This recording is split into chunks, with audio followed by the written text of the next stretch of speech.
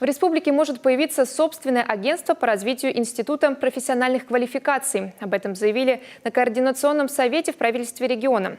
В первую очередь речь идет о внедрении независимой системы оценки, когда в приеме экзамена участвуют незаинтересованные эксперты. Такой порядок есть сегодня у нефтяников. Напомним, 3 года назад на федеральном уровне было сформировано Национальное агентство развития квалификаций, которое занимается внедрением системы в целом.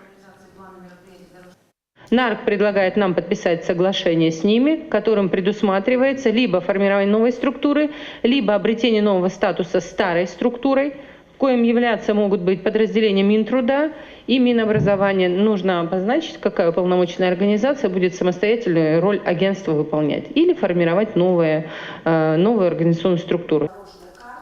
В каждой из отраслей процесс внедрения системы квалификации идет по-разному. Профессиональных стандартов в них уже больше 1200. Республика Коми, пусть и подключилась к проекту одной из первых в стране, сегодня нуждается в дополнительном наставничестве федеральных экспертов.